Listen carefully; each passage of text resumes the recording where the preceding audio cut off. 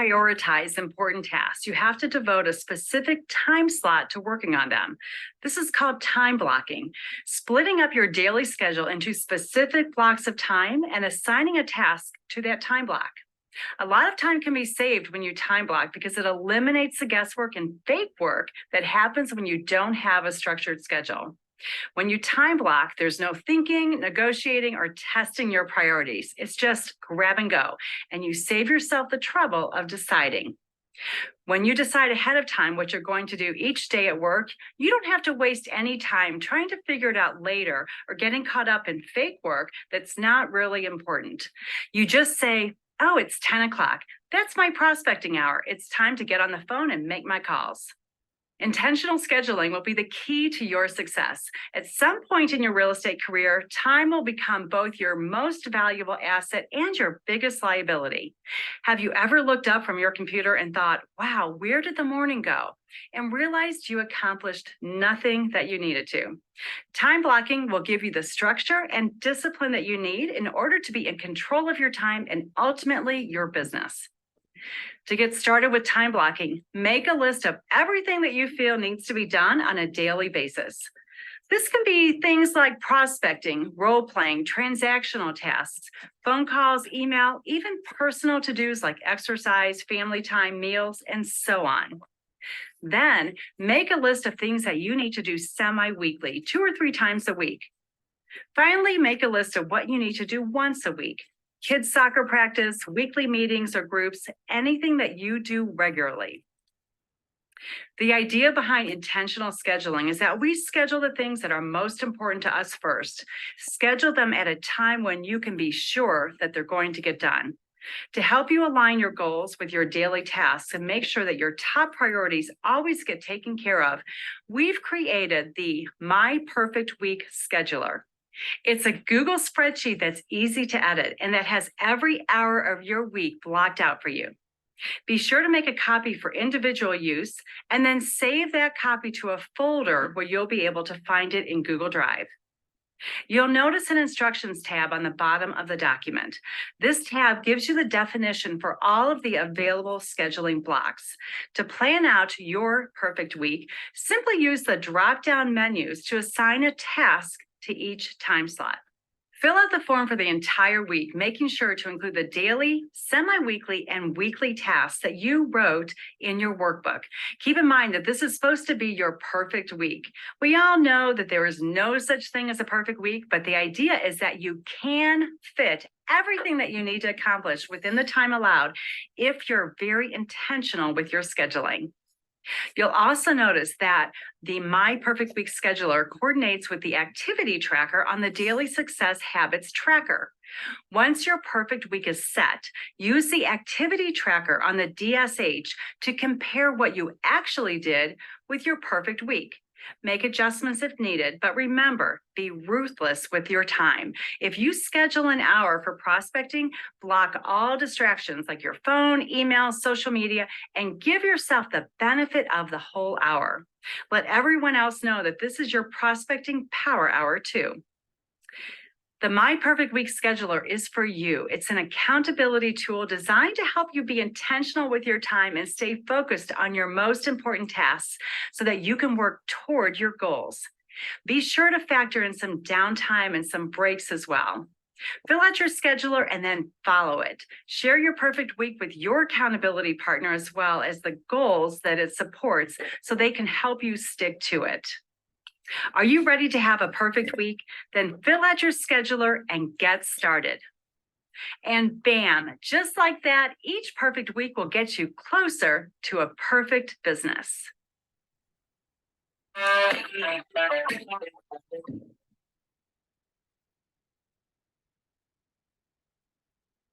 Bam, just like that. You got a perfect week. You're hitting your priorities. You're in your 20%. Love that. All right. What do you guys take away? That it's way easier said than done. Very easy. Yeah. I agree. Yeah, I'll put my video on. Oh, there it is. I think that time blocking has helped me so much. And I think it definitely worked. especially in the morning when I do like from 7 a.m. till like noon. It helps me be really productive. Love that. Love that. Yeah. Something I learned from a mentor. And I feel like there's different philosophies with managing your time. But something my mentor taught me was like only schedule half your day and only the beginning of the day. Like the rest of the day is a lot more flex. But like whatever's important to you, just get it done in the beginning. But I don't want to ruin what they said, so I want to hear the takeaways on this one.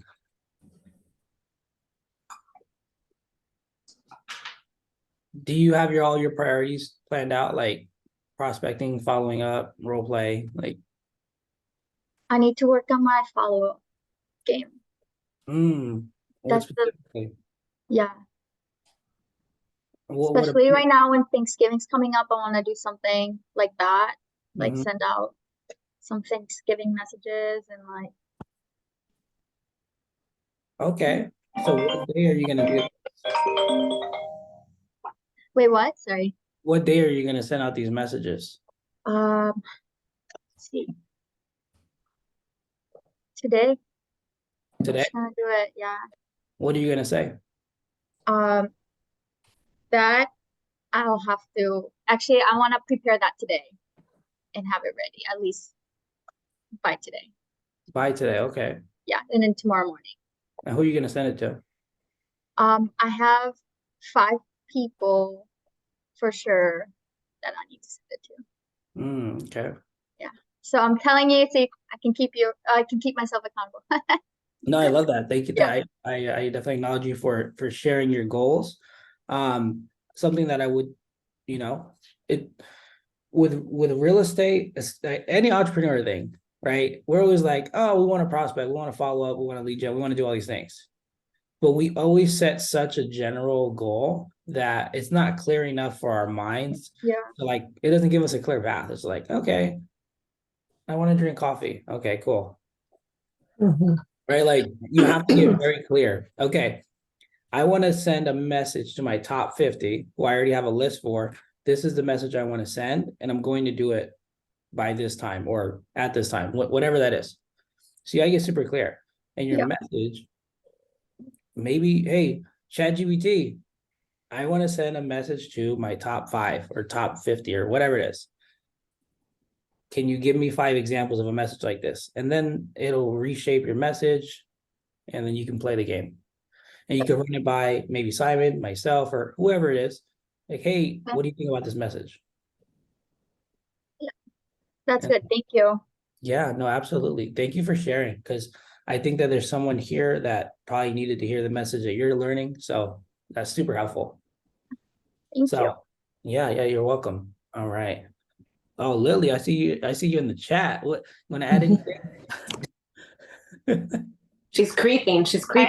Right. I like that you said, well, who you're going to send it to, because it's one thing to say, but it's truly showing your proof. So if you guys really want to make yourself accountable and stay true to your goals, make sure you tell somebody and hold yourself accountable. So Karen, I love that. I love that you're going to truly hold yourself accountable in creating your schedule. Agreed. Yes. That's how you grow. Put some pressure. Put some pressure on yourself. Yes. Add accountability. So I've told some people some of my goals, and sometimes they scare the shit out of me, but that's okay.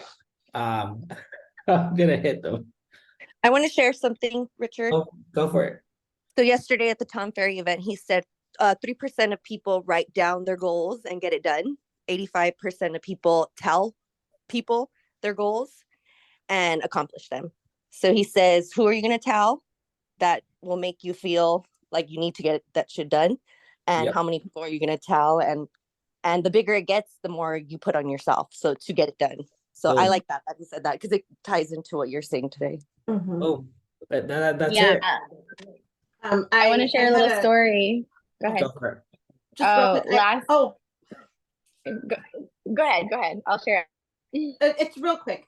One of my coaches used to tell me, if you have kids, tell your kids, because your kids are never going to let you forget that you made a promise. So that's all. I love it. Your kids definitely will not let you forget. They won't. Yeah, they will Oh. remind you of everything. Yeah. For sure. So last year I declared on my Instagram that I was gonna hit icon last September. And Lord, I regretted it so much after I on my Instagram because I was like, shit, if I don't hit it, like I'm gonna be letting followers down and all the people I declared it to. But it made me work so much harder, and I was so intentional about the things that I was doing to be highly productive. So hit it. So although you might tell the world or tell the universe, tell a friend, and you're like regretting it later, there's going to be a little voice inside your head that's going to push you to do more and be more so that you don't, not only let yourself down, but let the people that you told about your goals down. So I definitely advise you to declare something, maybe even on your Instagram, about the type of production that you're going to be doing for 2024, or how many families you're going to help, or the level of accountability that you're going to have for you and your business. And I promise you that it's only going to help you, not hurt you. It's going to scare out of you, absolutely, and you're going to have some fear of hopelessness sometimes, but you are definitely going to stay more committed than you ever were. Well said, my friend. I agree. I definitely agree. And the cool thing about it is, if you have, this doesn't work for everybody, I promise you. You have to have, I feel like there's almost, I don't call it ego, but a certain level of accountability. Like if your word means something to you, you're going to make sure that you fulfill on the promises that you make or the statements that you keep, right? Like Lily, obviously she's somebody that she says it, she's gonna get it done. So if you're gonna announce it to everybody, like there has to be some level of self-pride, so a little bit of ego maybe. Like, hey, if I say it, like I'm not gonna be the one to mess it up. Like I feel like I try to be a team player for the most part. Whenever I'm a part of a team, whatever like my share of the work is on the team, I'm gonna get that shit done. Like I don't want to be the reason the team fails. So like anytime I say a goal, like if I want to make sure I hit it. And then I'll tell my goal to a bunch of people, and I'll just step out of my comfort zone. I don't care, because I want to grow. And Richard, I'm holding you accountable to your 1,000 agents in 3 years. I know you are. I know you are. 1,000. You got until 2027. Hey, put it on the calendar, book it. 2026. Wait, was it 2026? Let's just say 2027, January 1st. 1,000 agents in the coaching program, $100,000 in revenue share a month. My team is doing 30 escrows a month without me.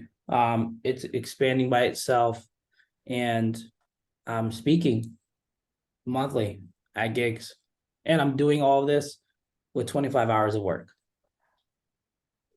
Like Let's go. that's the vision I have, right? That obviously I'm gonna need to make sure that I partner with some amazing agents to get to the 1,000. I'm not attached to it being primarily me, but it could be like me and a squad. It could be like 10 of us, But I'm committed. It's gonna be a super dope goal.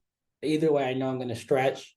And I'm actually planning a speaking engagement in December, and probably in LA or somewhere in LA.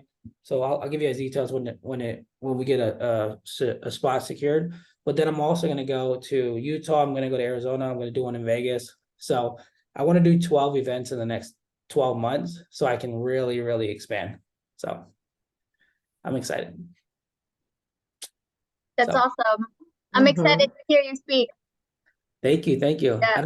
I don't know if you came last time. I felt like last time was super powerful. Yeah. So I'm excited. Anyways, we have time. You guys want to get on to the next video? All right. Here we go. Finding your why. Oh, this is a perfect lead in. Let's do it.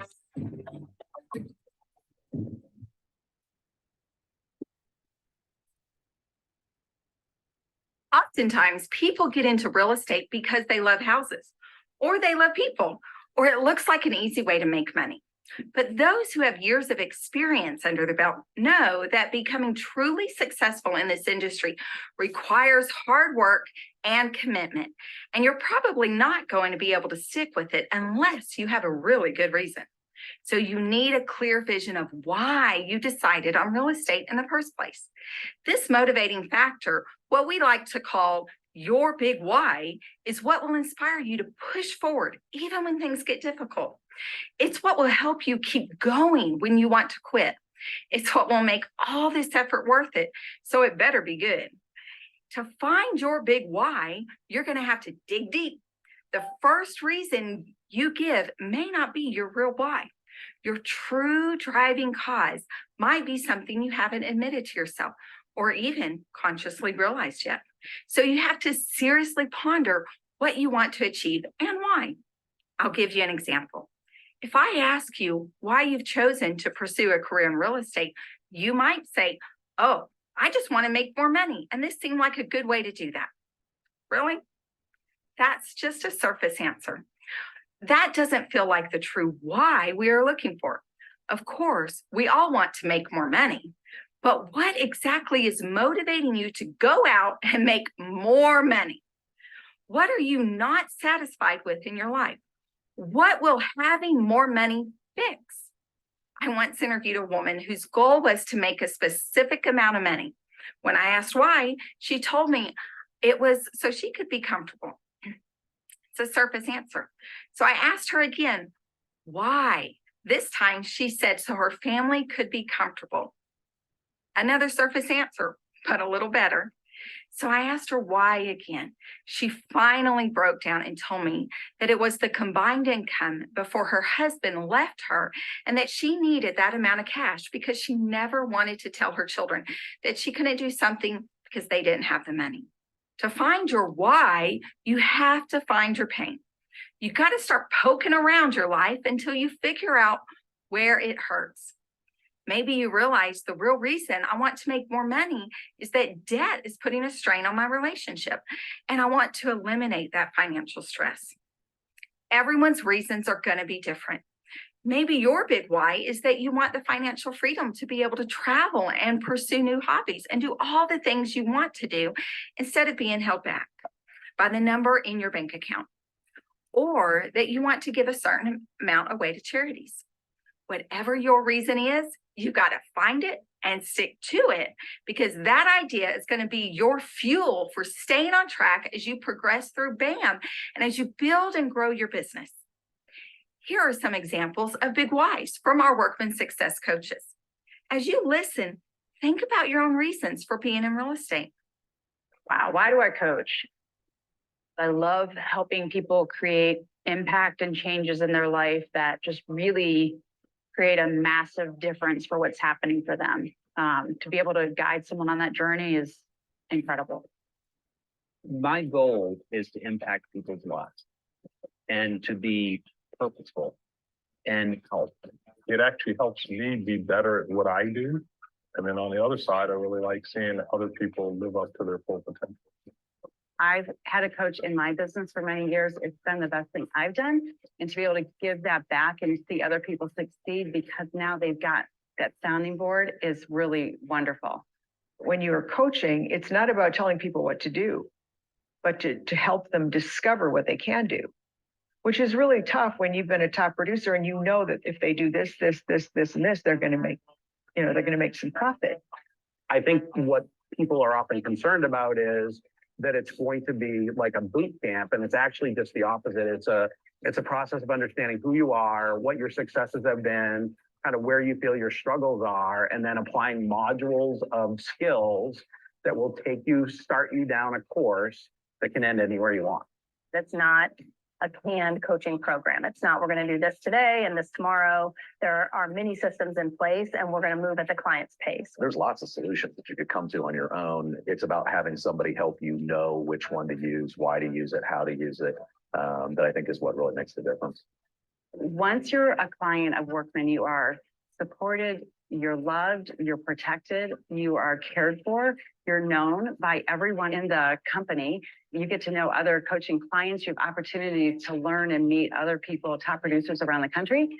And that's an element of working with Workman that people don't really know about or realize until they're in it. not only do you get to see people's business grow, but you also get to see people grow.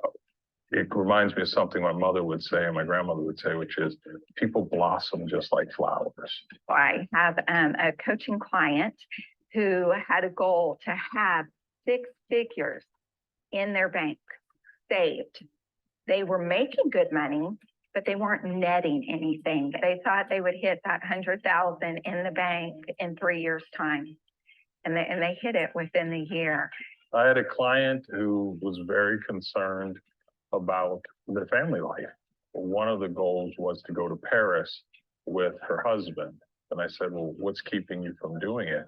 And it was the fear that if I leave, you know, the business will just stop or fall apart. I sent her home that night saying, hey, start planning your trip to Paris. We'll talk about it in 2 weeks.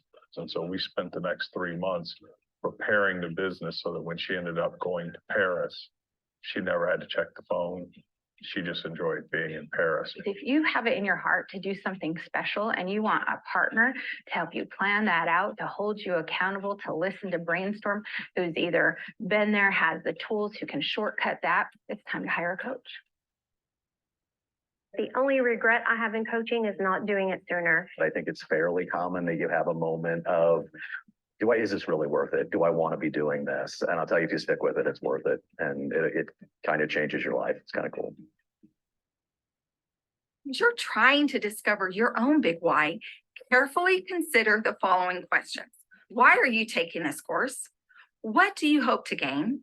What specific results would you like to see or have at the end of the 12 weeks? Why do you want to make that specific amount? What will you do with that money? Where is your pain in life? How will being successful in real estate make it better? Take a few minutes to contemplate these questions, then write your answers down in the spaces provided in your workbook.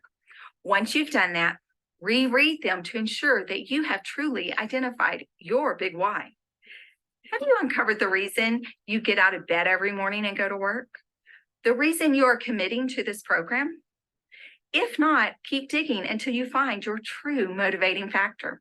When you found it, sum it up clearly in the provided space in your workbook. Keep this reason at the forefront of your mind. Remind yourself of it every day.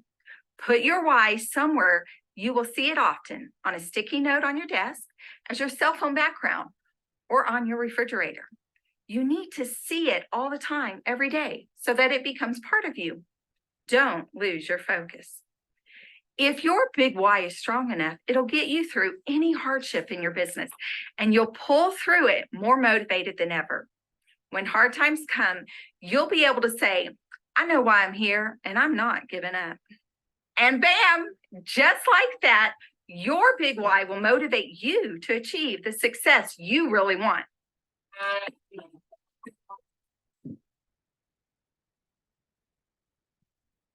Awesome. Very cool. All right. That was a really good tie-in. So what do you guys take away?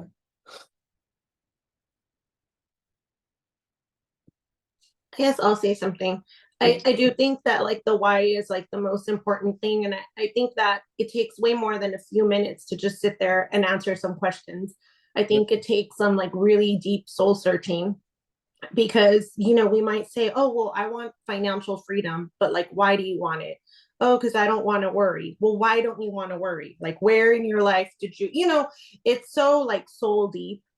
And it often has nothing to do with the business or with money. It has to do with like something very, very personal that we may not even be aware of yet. But it really is what will keep us going, you know? So I think it's super important to do that. And then I'm reminded of how Francisco always says, like, look out into the world and what is your pain? What moves you? You know, that probably has to do with our purpose, with our why.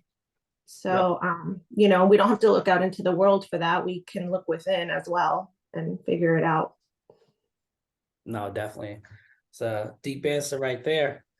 All right. Who else wants to share something?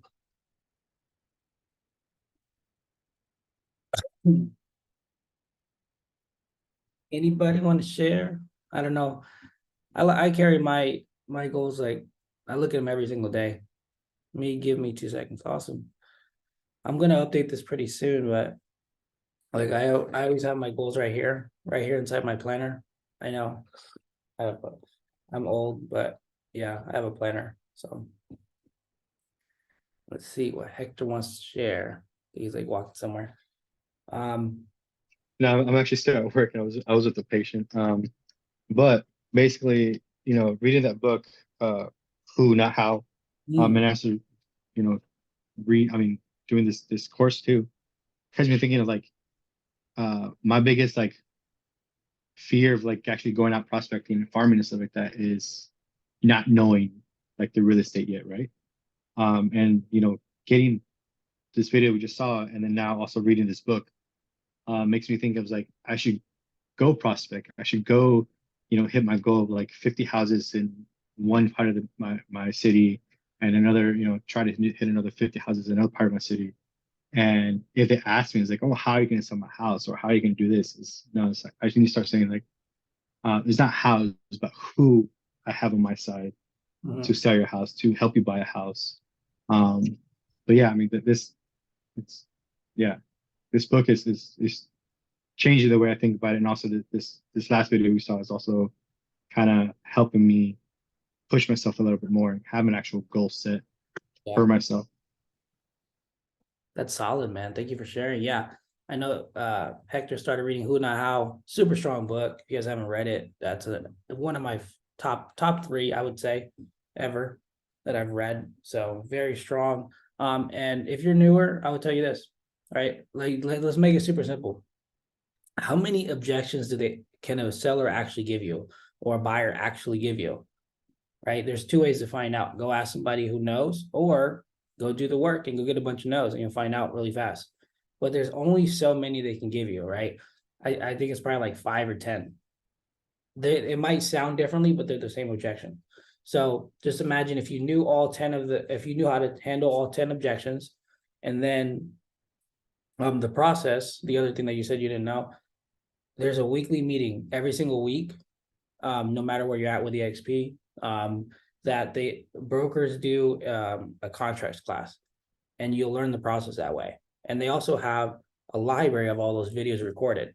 So literally, if you just took the time, watched all those videos, and started practice writing the contracts, you're going to learn the process. And if you knew all the objections and you knew the process, what else is there to be scared of? Right? Like probably nothing, because you have all the answers now. So if you took the next 3 months, maybe it's in 1 month, but just take the next 3 months and just really dial it in, learn the objections, and then learn the process. Then there's nothing to be scared of. You know how to do your job. The only reason people don't prospect is because they don't know their job. They never studied. So I know that real estate school is only 6 weeks, so that makes it tough. Or I think that's how long it is. But yeah, you got to go study the objections, learn them, like internalize them, and then learn the process, and it makes everything easy. So anyways, I think that's all we got for today. Thank you guys for joining. We'll be back on Monday. I'm headed. Oh, hi, Karen. You have anything to share? No? Okay. I'll put my camera on. Just turn your camera. Okay, cool. Well, have a blessed day, guys. Take care, and I'll see you guys next week. Bye, guys. Thank you.